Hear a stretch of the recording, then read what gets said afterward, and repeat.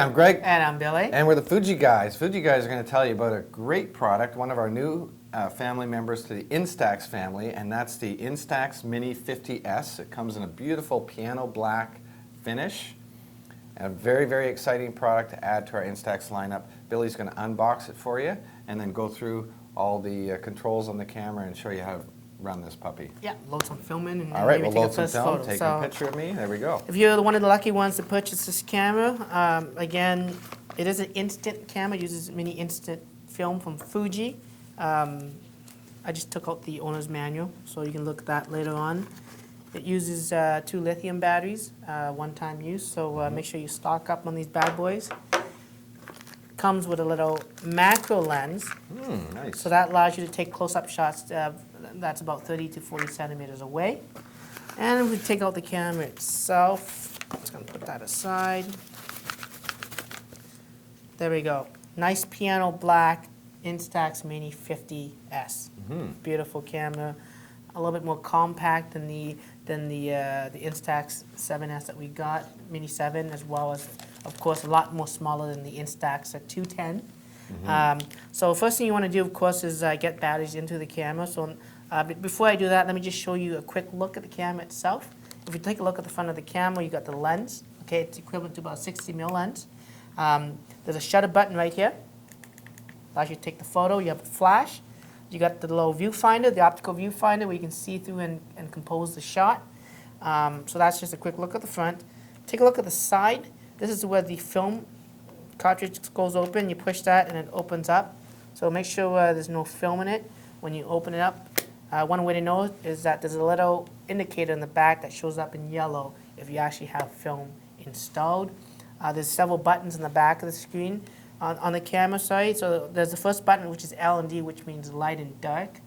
Basically, it just controls your exposure. So if you're shooting in a bright area, you push it so it says L. That means it's going to use a different aperture versus, say, shooting in dark. Again, different aperture shutter speeds in that. But it's electronic control, so it's really push your dummy type of camera. You also have the flash modes you can turn on and off. There's also that same button acts as sort of the landscape mode, so it changes the focus. Right. Say some of the standard, to 3 meters to infinity if you're shooting landscape. And you also have the, of course, the power on button, which is on the back of the camera. Sorry, the self-timer button, which is on the back of the camera. This camera actually has 2 unique self-timer features. The first is it just countdowns 10 seconds, takes that photo. But there's a double shot self-timer. So you push it, and as you push the button one time, it takes 1 shot.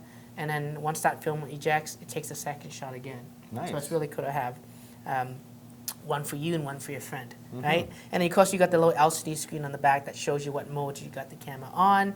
There's a power button to turn the camera on. And I mentioned earlier in the front there was an optical viewfinder. That's the optical viewfinder in the back where you sort of look through, okay? Now if we take a look at I looked at one side. If we take a look at the opposite side of the camera, we push that button. That button actually is unique in the sense that I talked about the shutter button being this way. If you wanted to take the picture this way, there's also a built-in shutter button that's on that side. So it gives you a better feel. Instead of you awkwardly sort of doing this to take that picture, there's actually a physical button for you to take that. So, and it's sort of like some SLRs that have sort of that extra body feel. Yeah, I should say that the natural position that this camera is in actually takes a vertical shot. That's right. Which is not typical of most cameras. Most cameras in their upright position are shooting a horizontal shot. So this camera is kind of the opposite. Thank you, Greg. Let's take a look at the top. The top, you see that's where the film ejects off the camera. And on the bottom, there's also a tripod mount. So again, if you're doing that self-timer thing, you can actually attach it to any conventional tripod mount. So that's just a quick look at the camera. Sorry, one last thing was the strap. So that's a built-in strap that you attach onto the camera. It's included with the camera, of course.